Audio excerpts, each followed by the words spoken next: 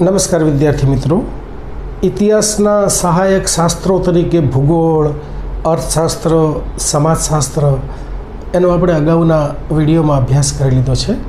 આ વિડીયોમાં આપણે ઇતિહાસના સહાયક શાસ્ત્ર તરીકે પુરાતત્વશાસ્ત્રનો અભ્યાસ કરીશું. તો સૌથી પહેલાં પુરાતત્વશાસ્ત્ર એટલે શું? તો પુરાતત્વશાસ્ત્રને ઇંગ્લિશમાં આર્કિયોલોજી કહેવામાં આવે છે. એ માનવ સંસ્કૃતિના ભૌતિક અવશેષોને ભૌતિક અભ્યાસ, જે ભૌતિક અવશેષો છે એનો અભ્યાસ કરતું શાસ્ત્ર છે. ભૌતિક અવશેષોમાં કયા? તો ખાસ કરીને ખોદકામ દરમિયાન મળી આવેલી વસ્તુઓ, શિલ્પ અને સ્થાપત્યના નમૂનાઓ, આ જે બધું ભૌતિક, જે આપણે જેને જોઈ શકીએ છીએ, જેને અડી શકીએ છીએ, એવા જે ભૌતિક નમૂનાઓ જે અતિ પ્રાચીન હોય એનો સમાવેશ આપણે પુરાતત્વીય સાધનોમાં કરીએ છીએ. એમાં ખાસ કરીને ખોદકામ દરમિયાન મળી આવેલા અવશેષો, શિલ્પ, સ્થાપત્યો, ખોદકામ દરમિયાન મળી આવેલા માટીના વાસણો, ધાતુના વાસણો, ટાઉન પ્લાનિંગ, એમાં મકાનો, શેરીઓ, ગલીઓ, કોઠારો, જે કંઈ બી આપણને મળ્યું હોય એ તમામનો સમાવેશ આપણે પુરાતત્વીય સામગ્રીમાં કરીએ છીએ. તો તે ભૂતકાળમાં માનવોએ વાપરેલી વસ્તુઓ, એમના સાધનો, એમની ઇમારતો, કલાના નમૂનાઓ, આ વગેરે દ્વારા ઇતિહાસનું પુનઃનિર્માણ કરે છે. આપણે પહેલાં એવું માનતા હતા કે ભારતીય સભ્યતાની, ભારતીય સંસ્કૃતિની શરૂઆત છે એ વૈદિક યુગથી થાય છે. પણ જ્યારે 1921ની અંદર હડપ્પાનું ખોદકામ થયું અને એમાંથી આપણને એ હડપ્પીય સંસ્કૃતિના હડપ્પામાંથી અને એના પછી ક્રમશઃ ઘણા બધા નગરો આપણને મળી આવ્યા. તો એમાંથી સિંધુ ખીણ સંસ્કૃતિના ઉત્ખનન દરમિયાન જે આપણને અવશેષો મળી આવ્યા, એ અવશેષોમાં એમના માટીના વાસણો હતા, એમના રમકડા હતા, એના પછી ધાતુના વાસણો હતા, મણકા હતા, એમના સાધનો હતા, એમને ઢગલાબંધ ઇમારતો હતી, કોઠાર હતા, સામાન્ય માણસોના રહેઠાણ હતા, જેને કહેવાય કે થોડાક સંપન્ન વ્યક્તિઓના રહેઠાણો પણ હતા. એના પછી જાહેર સ્નાનાગાર પણ મળી આવ્યું. ત્યાંથી ઘણા બધા કલાના નમૂનાઓ પણ મળી આવ્યા, સિક્કાઓ મળી આવ્યા, મણકાઓ મળી આવ્યા. આ બધાને આધારે આપણે ઇન્ડસ વેલી સિવિલાઇઝેશનનું આલેખનનું કાર્ય કરી શક્યા, એમનું ઇતિહાસના નિર્માણનું કાર્ય કરી શક્યા. એના પછી ઇતિહાસ અને પુરાતત્વ શાસ્ત્ર વચ્ચે સંબંધ શું છે? તો ઇતિહાસ મુખ્યત્વે લેખિત પુરાવાઓ પર આધારિત રાખે છે. માત્ર લેખિત પુરાવાઓ પર આધાર નથી રાખતો. મુખ્યત્વે લેખિત એટલે કે સાહિત્યિક પુરાવાઓ. આપણો જે વૈદિક યુગ અને એના પાછળનો જે સમય છે એમાં મોટે ભાગે આપણે સાહિત્યિક એટલે કે લેખિત પુરાવાઓનો ઉપયોગ વધુ કરેલો છે. પરંતુ જ્યાં આવા લેખિત પુરાવાઓ ઉપલબ્ધ થતા નથી, આપણને કોઈ લેખિત પુરાવા જ મળતા નથી. માની લો કે સિંધુ ખીણની સંસ્કૃતિ છે તો એના આપણને અમુક લેખિત પુરાવા મળ્યા છે, પણ હજી સુધી ઉકેલી શકાયા નથી. તો હવે લેખિત સામગ્રી કોઈ મળે નહીં, ત્યાં આગળ પુરાતત્વ શાસ્ત્ર ઇતિહાસનું એકમાત્ર માધ્યમ બની જાય છે. એ વખતે આપણે ઇતિહાસનું આલેખન કરવા માટે માત્ર અને માત્ર પુરાતત્વીય સામગ્રી ઉપર જ આધાર રાખવો પડશે. આજે આદ્ય ઐતિહાસિક યુગ, આપણે યુગોનું 3 ભાગમાં વિભાજન કર્યું છે. એક પ્રાગ ઐતિહાસિક યુગ, એ એવો યુગ કે જેની અંદર લિપિની શોધ જ નથી થઈ, અથવા તો લેખિત આપણને કશું મળ્યું જ નથી.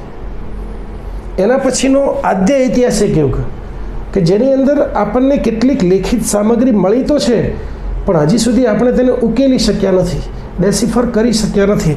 એનો સમાવેશ આપણે આદ્ય ઐતિહાસિક યુગની અંદર કરીએ છીએ. એમાં માત્ર અને માત્ર સિંધુ ખીણની સંસ્કૃતિનો સમાવેશ થાય છે.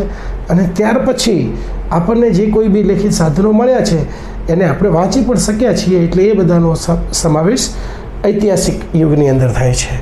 એનાથી આગળ જઈએ, તે ઇતિહાસની ઘટનાઓને વૈજ્ઞાનિક પુરાવાઓ દ્વારા પ્રમાણિત કરે છે. આગળ આપણે જોઈશું કે વૈજ્ઞાનિક પુરાવાઓ દ્વારા, વૈજ્ઞાનિક પદ્ધતિઓ, C14 મેથડ, કાર્બન 14 દ્વારા કેવી રીતે કરે છે એ આપણે આગળ જોઈશું. પુરાતત્વશાસ્ત્રનું મહત્ત્વ, ઇતિહાસના આલેખનમાં પુરાતત્વશાસ્ત્રનું શું મહત્ત્વ છે? તો પ્રાગ ઐતિહાસિક કાળ, પથ્થરયુગ ખાસ કરીને, એ વખતે લિપિ નહોતી. તો એને સમજવા માટે શું હતું? માત્ર પુરાતત્વશાસ્ત્રના જે પુરાતત્વીય જે પથ્થરોના જે પહેલાં જે મોટા પથ્થરોનો ઉપયોગ કરવામાં આવતો હતો, ત્યાર પછી મધ્યમ કક્ષાના પથ્થરોનો ઉપયોગ કરવામાં આવતો હતો, ત્યારથી પછી અતિ સૂક્ષ્મ એટલે કે માઇક્રો પથ્થરનો ઉપયોગ કરવામાં આવતો હતો. એ વખતે કોઈ લેખિત નથી મળ્યું, પણ આ પથ્થરોના આધારે આપણે પાષાણ યુગના ઇતિહાસનું નિર્માણ કરી શક્યા છીએ. લેખિત ઇતિહાસમાં રહી ગયેલી ખામીઓ કે ભૂલોને સુધારવા માટે ભૌતિક પુરાવાઓ મહત્ત્વના છે. આપણે કોઈ પણ સમયના ઇતિહાસનું આલેખન કર્યું હોય, પણ પછી જેમ જેમ વધારે ને વધારે ભૌતિક પુરાવા મળતા જાય, એના આધારે, એના અર્થઘટનના આધારે આપણે જે કંઈ બી મંતવ્યો બાંધી અને જે ઇતિહાસનું આલેખન કર્યું હોય, એ બની શકે કે ક્રમશઃ એ ખોટા પણ પડે. તો જ્યારે આપણે રીરાઇટિંગ કરીએ એ વખતે આ બધા પુરાવા છે એ ભૂતકાળના ઇતિહાસના આલેખનમાં જે ભૂલો કરેલી હોય એને સુધારવા માટે ઉપયોગી નીવડે છે. સામાન્ય લોકોના રોજિંદા જીવનની ઝાંખી એ માત્ર પુરાતત્વ જ આપી શકે છે. આપણે જ્યારે કોઈ પણ સ્થળનું ખોદકામ કરવામાં આવે ત્યારે ધીમે ધીમે એની અંદરથી એક પડ, બીજું પડ, ત્રીજું પડ, આ બધા પડો ઉકેલા, એની અંદરથી અસંખ્ય પ્રમાણમાં જે સામગ્રી મળે, એ સામગ્રીના આધારે આપણે એના રોજિંદા જીવનની ઝાંખી આપી શકીએ છીએ. પુરાતત્વની પદ્ધતિઓ, એમાં એક ખાસ એક્સકેવેશન એટલે કે ઉત્ખનન, ખોદકામ. ઉત્ખનન એટલે જમીનના ખોદકામો કરીને પ્રાચીન અવશેષો મેળવવાની પ્રક્રિયા.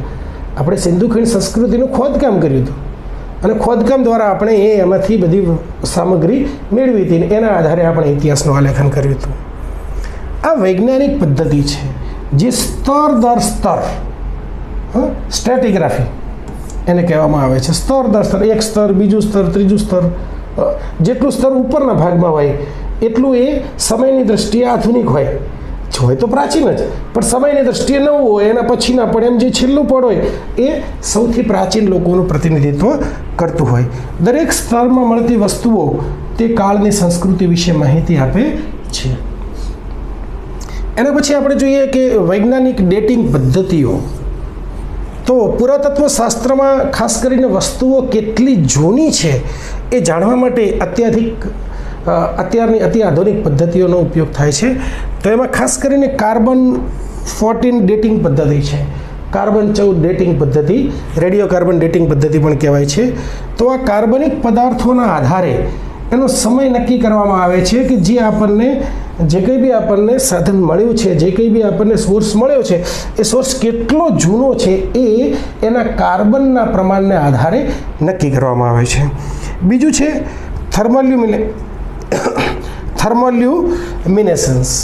થર્મોલ્યુમિનેસન્સ. એની અંદર માટીના વાસણો માટે આ વપરાતી એક પદ્ધતિ છે. આગળ આપણે જોઈએ ન્યુમિસ્મેટિક્સ, સિક્કાશાસ્ત્રો. તો ઇતિહાસના નિર્માણમાં સિક્કાઓની કેવી ભૂમિકા હોય? આપણે જ્યારે ઇતિહાસનું નિર્માણ કરતા હોઈએ, જ્યારે વિવિધ અર્થઘટન કરતા હોઈએ, ત્યારે સિક્કાઓ આપણને કયા પાસા પરત્વે માહિતી આપે છે, કઈ બાબતો પરત્વે એ ઇતિહાસની ખૂટતી કડીઓને જોડવામાં મદદ કરે છે, એ આપણે જોઈએ. તો પ્રાચીન સિક્કાઓનો અભ્યાસ એટલે મુદ્રાશાસ્ત્ર, ન્યુમિસ્મેટિક, સિક્કાશાસ્ત્ર. પ્રાચીન જે આપણને ખોદકામ દરમિયાન અથવા તો અન્ય જગ્યાએથી અન્યત્રથી જે સિક્કાઓ મળ્યા હોય એ સિક્કાશાસ્ત્રનો અભ્યાસ એટલે મુદ્રાશાસ્ત્ર. સિક્કાઓ દ્વારા શું મળે? તો તત્કાલીન રાજાઓનું નામ. તમે કોઈ પણ સિક્કો જુઓ તો એની અંદર એ રાજાનું નામ હોય. ઘણી જગ્યાએ એનો રાજ્યનો વિસ્તાર પણ ખબર પડે, કેમ કે જેટલી જગ્યાએથી એવા સિક્કાઓ મળી આવ્યા હોય એટલી જગ્યાએ માની શકાય કે જે તે રાજાનું રાજ્ય હશે. એ પોતે કયો ધર્મ પાળતા હતા, આર્થિક સમૃદ્ધિ કેવી હતી. જેમ કે કોઈ રાજાના આપણને સોનાના સિક્કા મળી આવે તો એવું લાગે કે એ રાજ્ય બહુ સમૃદ્ધ હશે. કોઈના આપણને પંચધાતુના સિક્કા મળી આવે તો એવું લાગે કે રાજ્યની સ્થિતિ, આર્થિક સ્થિતિ પ્રમાણમાં ઠીક હશે. સિક્કાઓ છે ઇતિહાસની તારીખો નક્કી કરવામાં પણ મદદરૂપ થાય છે, ઇતિહાસની ખૂટતી કડીઓ જોડવામાં પણ મદદરૂપ થાય છે, ઇતિહાસનો કાળક્રમ નક્કી કરવામાં પણ મદદરૂપ થાય છે. એટલે સિક્કાઓ છે, મુદ્રાઓ છે, એ આપણને ઇતિહાસના આલેખનમાં, ઇતિહાસની ખૂટતી કડીઓ જોડવામાં, ઇતિહાસને સળંગ સ્વરૂપ આપવામાં બહુ મોટી ભૂમિકા ભજવે છે. એના પછી એપિગ્રાફી, અભિલેખ શાસ્ત્ર, શિલાલેખો, સ્તંભ લેખો, તામ્રપત્રો, આ બધા ઉપર જે કોતરાયેલા લખાણ છે એનો સમાવેશ આપણે અભિલેખોમાં કરીએ છીએ, એપિગ્રાફીમાં કરીએ છીએ. સમ્રાટ અશોકના શિલાલેખો આપણને મળી આવ્યા છે, એ ભારતીય ઇતિહાસને બદલી નાખ્યો. અશોકના શિલાલેખો વાંચ્યા, એની જે આજ્ઞાઓ વાંચી, એની અંદરની જે સામગ્રી જોઈ, એના આધારે આપણે જે સૌથી પહેલાં જે આપણને જે આ એપિગ્રાફી, જે આ પુરાતત્વીય સ્ત્રોત મળી આવ્યા, એની પહેલાંના જે આપણા અર્થઘટનો હતા એ અર્થઘટનો ખોટા પડ્યા. તે રાજાઓની આજ્ઞાઓ અને સામાજિક રિવાજોની સાચી માહિતી આપે છે. અને બીજું એક કે આ જે અભિલેખો છે એની લિપિને આપણે બદલી પણ નથી શકતા, કેમ કે એક વખતે કોતરાઈ ગઈ પછી એની અંદર કોઈ છલકપટ કરીને એની અંદર કંઈ ઉમેરીને કે એને ચેન્જ કરી શકાય એવું કશું થઈ શકતું નથી. એટલે ન બદલી શકાય એવા સ્ત્રોતમાં એનો સમાવેશ થાય છે. આગળ આપણે વાત કરીએ તો સ્મારકો અને સ્થાપત્યો, મંદિરો હોય, કિલ્લાઓ હોય, મહેલો હોય, મકબરાઓ હોય, એ કાળની કલા અને ટેકનોલોજીના જબરદસ્ત જીવંત પુરાવા છે. આપણે મંદિરો જોઈએ તો મંદિરોનું જે સ્ટ્રક્ચર હોય, કિલ્લાઓ જોઈએ એનું સ્ટ્રક્ચર, મહેલોનું સ્ટ્રક્ચર, મકબરાઓનું સ્ટ્રક્ચર, એના આધારે એ સમયે સિવિલ એન્જિનિયરિંગ ટેકનિક કેવી હતી એ પણ આપણને ખબર પડે. ખાસ કરીને ભૂમિતિય આકારો અને ભૂમિતિની એમને સમજણ કેવી હતી એ પણ એનાથી ઉજાગર થાય છે. તેના દ્વારા તે સમયની સામાજિક સંગઠન શક્તિ અને આર્થિક સ્થિતિ પણ જાણી શકાય છે. અમુક મોટા જબરદસ્ત સ્મારકો બનાવ્યા હોય તો જનરલી એટલો ખ્યાલ આવી જાય કે જ્યારે કોઈ પણ રાજા આટલા મોટા પ્રમાણમાં બાંધકામો કરાવતા હોય તો સ્વાભાવિક રીતે એના રાજ્યની આર્થિક સ્થિતિ સારી હોય. એના પછી આપણે જોઈએ પુરાતત્વનું ઉદાહરણ, સિંધુ ખીણ સભ્યતા. સિંધુ ખીણની સભ્યતા એ લેખિત પુરાવાઓ હોવા છતાં ઉકેલાયા નથી. આપણને ઘણી જગ્યાએ એની જે લિપિ છે એ લિપિના પુરાવા આપણને મળી આવ્યા છે, પિક્ટોગ્રાફિક, પણ તેમ છતાં એ પુરાતત્વના કારણે આપણે તે કાળની નગર રચના અને જીવનશૈલીથી માહિતગાર થયા છીએ. આપણને લેખિત પુરાવા મળી આવ્યા છે, આપણે એને વાંચી નથી શક્યા, પણ ખોદકામ દરમિયાન જે કોઈ બી અવશેષો મળી આવ્યા એનું અર્થઘટન કરી અને આપણે ચોક્કસ એમની નગર રચના, એમનું સમાજ, એમની જીવનશૈલી, એમનું એ વખતનું અર્થકારણ, એ સભ્યતાનો અંત કેવી રીતે આવ્યો છે, આ તમામ પાસાઓ ઉપર જે તે સમયે આપણને એનો વિસ્તાર કેટલો હતો, એ ક્યાં ક્યાં ફેલાયેલો હતો, એ બધું જ આપણે જે ખોદકામ દ્વારા અવશેષો મળી આવ્યા એને આધારે આપણે ઇતિહાસને આલેખી શક્યા છીએ. ખરેખર જોવા જઈએ તો આ પુરાતત્વ શાસ્ત્રની તાકાત છે. કોઈ પણ લખેલી સામગ્રી ન મળી હોય અને તેમ છતાં આપણે જો પરફેક્ટ ઇતિહાસનું, પરફેક્ટ તો ન કહી શકાય પણ તેમ છતાં સારામાં સારા, વધુમાં વધુ નજીક પહોંચી શકાય એવા ઇતિહાસનું આપણે સર્જન કરી શકીએ. પણ જો એની અંદર સાહિત્યિક સામગ્રી મળી જાય તો સોનામાં સુગંધ ભળે એવું કહેવાય. એની કેટલીક મર્યાદાઓ પણ છે. પુરાતત્વ શાસ્ત્ર એ બહુ ખર્ચાળ પ્રક્રિયા છે. બહુ મોટા વિસ્તારો પર ખોદકામ કરાવવું પડે. માની લો કે આપણે વડોદરામાં વિચારીએ કે આપણે ખોદકામ કરાવવું હોય તો વડોદરામાં કોઈ જગ્યા જ નથી કે આપણે ખોદકામ કરી શકીએ. ક્યાં ખોદકામ કરાવવું? કેમ કે દરેક જગ્યાએ માનવ સભ્યતાઓ, માનવ લોકો છે એ ત્યાં આગળ રહેતા હોય તો એમને ખાલી કરાવવું, એ બધું પાડીને ત્યાં આગળ ખોદકામ કરાવવું, અને ખોદકામ કરાવ્યા પછી ત્યાં અવશેષો મળી આવે તો એ પુરાતત્વની સાઇટ્સ તરીકે આખી જિંદગી સાચવવાના, એટલે એ જમીનનો ફરીથી ઉપયોગ ન કરી શકાય. અને આ ખોદકામ કરાવવા માટે એને આખી જે વિધિ છે એના માટે બહુ મોટો ખર્ચો થતો હોય છે. દરેક જગ્યાએ ઉત્ખનન શક્ય નથી. અમુક સિટીઓમાં કે જ્યાં આગળ બહુ મોટા પ્રમાણની અંદર માનવ મહેરામણ રહેતું હોય એવી જગ્યાએ આવા ઉત્ખનન કરવા શક્ય નથી.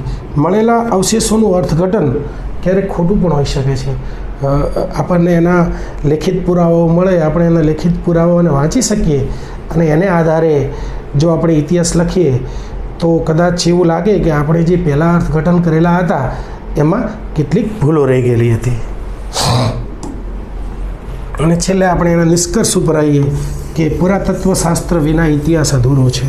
લેખિત સાધનો છે એ માણસે પોતે બનાવેલા હોય, પોતે લખેલા હોય તો બની શકે કે એમાં એની કેટલીક મર્યાદાઓ રહી ગયેલી હોય. પોતાના પૂર્વગ્રહો, પોતાની માન્યતાઓ, પોતાના ખ્યાલો, પોતાની સાર અસારની ભાવના એના લીધે કરી અને ક્યાંક એમાં ઇતિહાસકાર અથવા તો લેખકની પોતાની અંગત માન્યતાઓ આની અંદર પ્રવેશી ચૂકી હોય અને જેને કારણે ઇતિહાસ પોતાનું યથાતથ સ્વરૂપ ન પામી શક્યો હોય, પણ એની સાથે પુરાતત્વ શાસ્ત્રનું અર્થઘટન થાય તો એ જે ઇતિહાસકારની પોતાની માન્યતાઓ છે એ થોડીક દૂર હટી અને ઇતિહાસને વધુ પ્રમાણિક બનાવી શકે છે. તે ઇતિહાસના પાનાઓમાં સત્યતા ઉમેરવાનું કામ કરે છે, કેમ કે મોટાભાગના જે પુરાતત્વીય સાધનો છે એને બદલી શકાતા નથી, એમાં છેતરપિંડી કરી શકાતી નથી.